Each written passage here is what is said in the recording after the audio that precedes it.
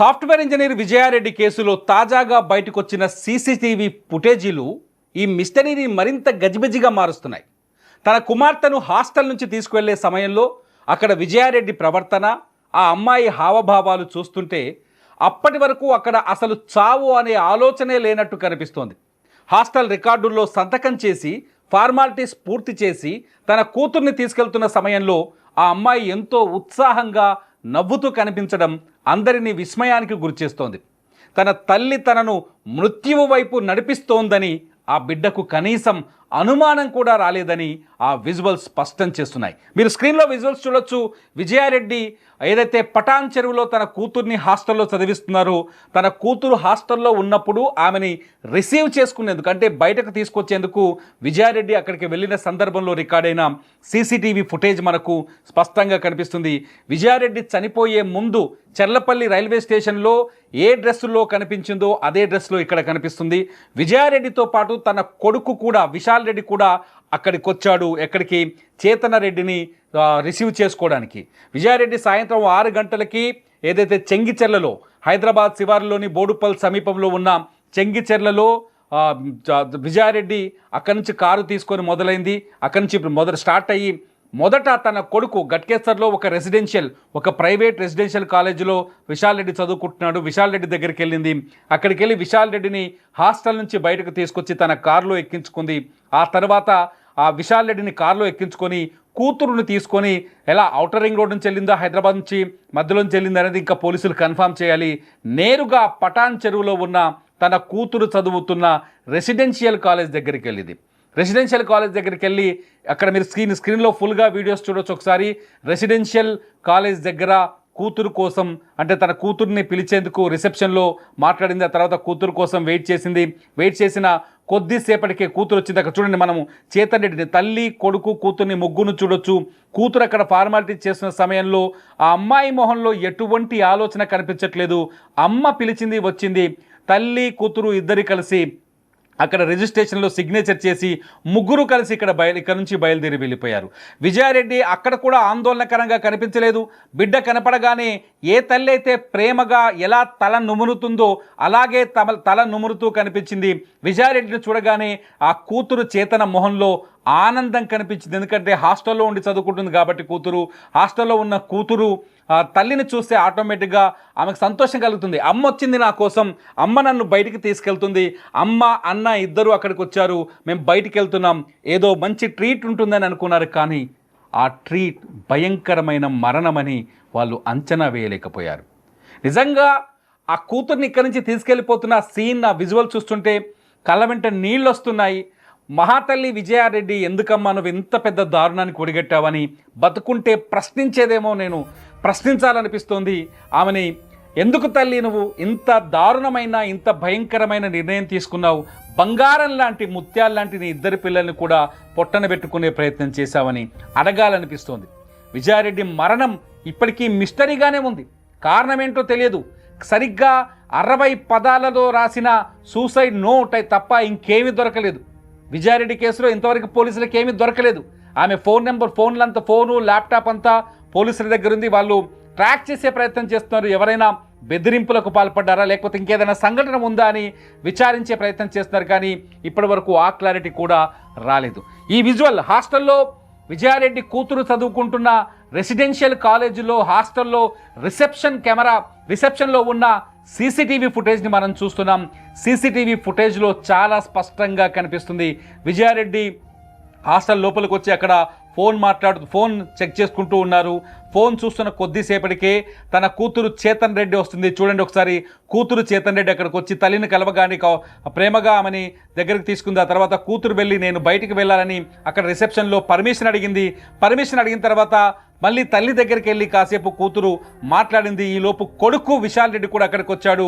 చెల్లితో మాట్లాడాడు, అమ్మతో మాట్లాడు. మళ్ళీ కూతురు చేతన్ అక్కడ వచ్చి మళ్ళీ రిసెప్షన్లో అక్కడ ఉన్న వాళ్ళు చెప్పే ఇన్స్ట్రక్షన్స్ని ఫాలో చేయమని చెప్పారు. వాళ్ళు మళ్ళీ తిరిగి వాళ్ళ మమ్మీకి ఎక్స్ప్లెయిన్ చేసింది, మమ్మీ ఇక్కడ ఇన్స్ట్రక్షన్ ఫాలో చేయాలని. ఆ తర్వాత కొడుకు మొహంలో చెమటుంటే తల్లి తన చున్నీతో తుడిచింది. మళ్ళీ కాసేపు వాళ్ళు ముగ్గురు అక్కడే కూర్చొని మాట్లాడుకున్నారు. ఆ తర్వాత చేతనారెడ్డి రిసెప్షన్ దగ్గరకు వచ్చిన తర్వాత ఎగ్జిట్ పాస్కి సంబంధించిన వివరాలు తీసుకున్నారు. తర్వాత చేతన్ రెడ్డి చేతన అమ్మాయి, ఆ తర్వాత విజయారెడ్డి ఇద్దరు అక్కడ సిగ్నేచర్ చేసి ముగ్గురు కలిసి అక్కడి నుంచి వెళ్ళిపోయారు. ఆ తర్వాత నేరుగా చెర్లపల్లి రైల్వే స్టేషన్ దగ్గరకు వచ్చారు. చెర్లపల్లి రైల్వే స్టేషన్లో చాలాసేపు అక్కడ తిరిగిన తర్వాత రాత్రి 1 గంటల తర్వాత ముగ్గురు కలిసి ఒక గూడ్స్ రైలు ఎదురుగా నిలబడి కౌగిలించుకొని నిలబడి ముగ్గురు ప్రాణాలు వదిలేశారు. అతిపెద్ద ప్రశ్న ఇక్కడ, చాలా బాధాకరమైన ప్రశ్న, సమాధానం దొరకని ప్రశ్న. ఇప్పటి వరకు అసలు ఆ ఇద్దరు పిల్లల్ని చనిపోదామని విజయారెడ్డి ఎలా కన్విన్స్ చేసింది అని, ఆ ఇద్దరి పిల్లల్ని మనం చనిపోతున్నామని ఎలా ఒప్పించింది. ఒకరి వయసు 16 సంవత్సరాలు, ఇంకొకరి వయసు 17 సంవత్సరాలు. చేతన చిన్నది 16 సంవత్సరాలు, విశాల్ పెద్దోడు 17 సంవత్సరాలు. ఆ ఇద్దరు బిడ్డల్ని ఎలా ఒప్పించింది ఆ తల్లి? ఏ మాటలు చెప్తే ఆ పిల్లలు చావుకు అంగీకరించారు? ఎలా కన్విన్స్ చేస్తే ఆ తల్లి మాటలు విని నమ్మారు? ఆ తల్లి చెప్పిన మాటలు వాళ్ళని కూడా ఎందుకు బాధకు గురి చేసినాయి? సాధారణంగా ఒక మనిషి చనిపోవాలి అనుకున్నప్పుడు ఏదో ఒక ఎమోషన్ ఖచ్చితంగా ఉంటుంది. ఇక్కడ కూడా ఎమోషన్ ఉంది. ఆ ఎమోషన్ ఏంటనేది బయటకు రావాల్సిన అవసరం ఉంది. అది బెదిరింపులా, లేకపోతే ఎవరైనా బ్యాక్ అండ్ బ్లాక్మెయిల్ చేశారా, లేకపోతే మూడో వ్యక్తి ప్రమేయం ఉందా అనేది ఇక్కడ తేలాల్సి ఉంది. ఇంకా ఇంతవరకు తేలలేదు. దానిపైన విచారణ జరుగుతుంది. మీరు రైల్వే స్టేషన్లో వీడియో చూస్తున్నారు. హాస్టల్ నుంచి బయలుదేరినప్పుడు ఏ డ్రెస్సుల్లో ఉన్నారో వాళ్ళు రైల్వే స్టేషన్ సీసీ కెమెరాలో ఉన్నప్పుడు కూడా అదే డ్రెస్సుల్లో ఉన్నారు.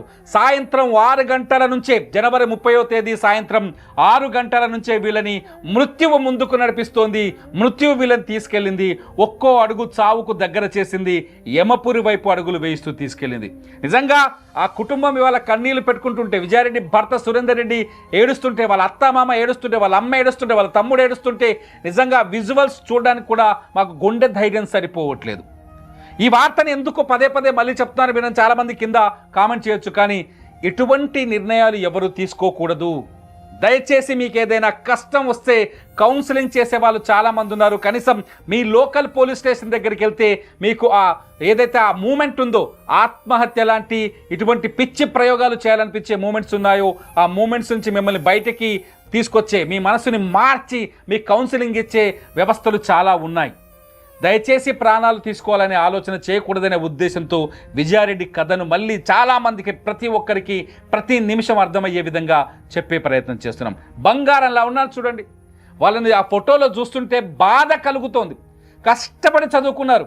విజయారెడ్డి ఫ్యామిలీ బ్యాక్గ్రౌండ్ మీకు చెప్తే మీరు కన్నీళ్ళు పెట్టుకుంటారు. ఎందుకంటే ఆమె భర్త సురేందర్ రెడ్డి కావచ్చు, వాళ్ళ తల్లిదండ్రులు కావచ్చు, చాలా దూర ప్రాంతం నుంచి ఈ ప్రాంతానికి, ఏదైతే యాదాద్రి భువనగిరి జిల్లా బీబీ నగర్ మండలం ఆ గూడూరు పరిసర ప్రాంతాల్లో వాళ్ళు అక్కడ సెటిల్ అయి ఉన్నారు. వాళ్ళు కష్టపడి జీవితాన్ని పైకి వచ్చారు, కష్టపడి చదువుకున్నారు. భర్తకు మంచి ఉద్యోగం ఉంది, విజయారెడ్డికి మంచి ఉద్యోగం ఉంది, తల్లితో హ్యాపీగా ఉంది, తమ్ముడితో హ్యాపీగా ఉంది, పిల్లలు చాలా హ్యాపీగా చదువుకుంటున్నారు. మొన్నే విజయారెడ్డి కూతురు చేతన ఎవరైతే చనిపోయారో ఆ అమ్మాయి జేఈ మెయిన్స్ ఎగ్జామ్ కూడా రాసింది. దుబాయ్ నుంచి వాళ్ళ ఫాదర్ ఫోన్ చేసి, అమ్మా నువ్వు ఎగ్జామ్ ఎలా రాసావు అంటే, చాలా బాగా రాశాను నాన్న అని చెప్పింది. ఇవన్నీ జరిగే ఎంత సంతోషకరమైన ట్రాక్ నడుస్తున్న సమయంలో సడన్గా వాళ్ళ లైఫ్లు టర్న్ అయ్యాయి రైల్వే పట్టాల వైపు, చెర్లపల్లి రైల్వే స్టేషన్లోని రైల్వే పట్టాల వైపు. మరణం మృత్యు శకటంలా దూసుకురాలేదు, వీళ్ళనే మరణం ఆ మృత్యు శకటం వైపు, ఆ గూడ్స్ రైలు వైపు తీసుకెళ్ళింది. ముగ్గురు వెళ్ళి ఒకరినొకరు హత్తుకొని ఆ ట్రైన్ ముందుకు నిల్చున్నారని పైలట్ చెప్పిన మాటలు వింటుంటే మనకు అర్థమవుతుంది. పైలట్ ఇచ్చిన స్టేట్మెంట్ ఆధారంగా మనకు అర్థమవుతుంది. పోలీసులు చెప్తున్న మాటల ప్రకారం అర్థమవుతుంది ఎందుకు విజయారెడ్డి ఆత్మహత్య చేసుకుంది. ఇప్పటికీ అంతు చిక్కట్లేదు. మానసిక నిపుణులు ఎవరైతే డాక్టర్లు ఉంటారో అటువంటి వాళ్ళతో మేము మాట్లాడించే ప్రయత్నం చేశాం. సుమన్ టీవీలో చాలా వీడియోస్ ఉన్నాయి. మేము చేసిన ఇంటర్వ్యూలు కానీ, మానసిక నిపుణులని మేము వాళ్ళ ఒపీనియన్ తీసుకున్న ఇంటర్వ్యూస్ చాలా ఉన్నాయి, మీరు చూడొచ్చు. అసలు ఈ తల్లికి చనిపోవాలనే ఐడియా ఎందుకు వచ్చింది, ఆలోచన ఎందుకు వచ్చింది, ఎందుకు 6 గంటలకు మొదలై, 6 అంటే సాయంకాలం 6 గంటలకు మొదలై అర్ధరాత్రి 1:25 వరకు చనిపోవాలనే అదే థాట్తో ఎలా ఉండగలిగింది? అంత పెద్ద కష్టం ఏంటి, అంత పెద్ద బాధ ఏంటి, ఎందుకు ఆ తల్లిని అంతసేపు, ఆ విజయారెడ్డిని, ఆమె ఇద్దరు పిల్లల్ని అంతసేపు చచ్చిపోవాలనే ఆలోచనలోనే ఉంచింది? ఆ సంఘటన ఏంటి అనేది ఇక్కడ మనకు అంతు చిక్కడం లేదు. విజయారెడ్డి మాత్రం ఖచ్చితంగా తప్పు చేసింది. ఎందుకు తప్పు చేసిందంటే, కష్టం ఎంతదైనా కావచ్చు, ఖచ్చితంగా తప్పు చేసింది. తనతో పాటు తన ఇద్దరి పిల్లల్ని తీసుకొని చనిపోయి అతిపెద్ద మిస్టేక్ చేసింది. ఆ పిల్లలు బతుకున్నాయి ఇవాళ. తన కష్టం వస్తే తనే సాధారణంగా మానసిక సమస్య ఉన్నా, ఆర్థిక సమస్య ఉన్నా, ఇంట్లో సమస్యలున్నా ఆడవాళ్ళు గతంలో ఉన్న కేసులు ఒకసారి చూస్తే తమను తాము అంతం చేసుకోవాలని ఆలోచిస్తూ ఉంటారు ఎక్కువ మంది. ఫైట్ చేసి అలసిపోయి చివరికి తమను తాము అంతం చేసుకోవాలని ఆలోచిస్తుంటారు. కానీ విజయారెడ్డి తనతో పాటు తన 2 పిల్లల్ని కూడా ఎందుకు అంతం చేయాలనుకుందనేది ఇప్పుడు అంతు చిక్కడం లేదు. మీకేమనిపిస్తుంది ఈ దృశ్యాలన్నీ, ఈ వీడియోస్ అన్ని చూస్తుంటే? మీరు కాలేజీలో వీడియోని మళ్ళీ మీరు ఒకసారి మేము చూపించే ప్రయత్నం చేస్తాం, ఒకసారి చూడండి కాలేజీలో వీడియో. అక్కడ చనిపోతామనే ఆలోచన కానీ, చనిపోతామనే బెరుకు కానీ, చనిపోతామనే బాధ కానీ ఎవరిలో లేదు. విజయారెడ్డిలోనే కనిపించట్లేదు. చాలా క్యాజువల్గా కనిపిస్తుంది సీసీ కెమెరాలో. చూడండి ఒకసారి విజువల్, చాలా క్యాజువల్గా. ఇక్కడ జనమంతా ఉన్నారు చుట్టూ, అక్కడే అదే హాస్టల్లో రిసెప్షన్లో చాలా క్యాజువల్గా ఫోన్ చూస్తూ కనిపిస్తుంది. కూతురు కోసం ఎదురు చూస్తుంది. అప్పటికే కొడుకుని గట్కేస్తారు నుంచి కారులో ఎక్కించుకొని పడాన్ చెరువుకు వచ్చిందనమాట. కొడుకు కూడా వచ్చాడు. అక్కడ ఒక చేతన అమ్మాయి వచ్చిన తర్వాత మాట్లాడింది చాలా క్యాజువల్గా. చూడండి ఎంత సింపుల్గా మాట్లాడింది. అక్కడి నుంచి మళ్ళీ కూతురు దగ్గరికి వచ్చిన తర్వాత చాలా సింపుల్గానే ఉంది. ఆ పాపకి అప్పుడు తెలియదు. తన విచిత్రమైన విషయం ఏంటంటే ఇక్కడ ఆ 2 పిల్లలకు తల్లి తమను తీసుకెళ్ళి చంపబోతుందనే విషయం తెలియదు. ఆ 2 పిల్లలకు తెలియదు. అప్పటికి నాకు మన పోలీసుల అంచనా ప్రకారం హాస్టల్ నుంచి 2 పిల్లల్ని బయటకు ఎందుకు తీసుకొచ్చిందో ఆ 2 పిల్లలకు తెలియదు. ఆమె 2 పిల్లల్ని తీసుకెళ్ళి చంపబోతుంది, వాళ్ళతో పాటు తను చనిపోబోతుందనే ఈ విషయం ఎవరికీ తెలియదు. ఆ పిల్లలకు తెలియదు కాబట్టి చూడండి ఆ పాప ఎంత నార్మల్గా ఉందో. బంగారు తల్లి ఇప్పుడు బతికి లేదు. ఆ బంగారు తల్లిని గుర్తు చేసుకుంటే కన్నీళ్ళు వస్తున్నాయి. దయచేసి తల్లిదండ్రులకు కానీ ఎవరికైనా మీ ఎమోషన్స్ ఉంటే దయచేసి ఇటువంటి నిర్ణయాలు తీసుకోవద్దనేది నా విజ్ఞప్తి. మీరేం చెప్తారు? ప్రేక్షకులుగా మీ అభిప్రాయాన్ని ఖచ్చితంగా ఈ వీడియో కింద రాయండి. తల్లిదండ్రులకి ఖచ్చితంగా మీరు ఒక మంచి సందేశాన్ని ఇస్తారు మీ మెసేజ్ ద్వారా నేను ఆశిస్తున్నాను. అప్డేట్స్ కోసం చూస్తూనే ఉండండి సుమన్ టీవీ. చెర్రి తల్లి, చిట్టు తల్లి.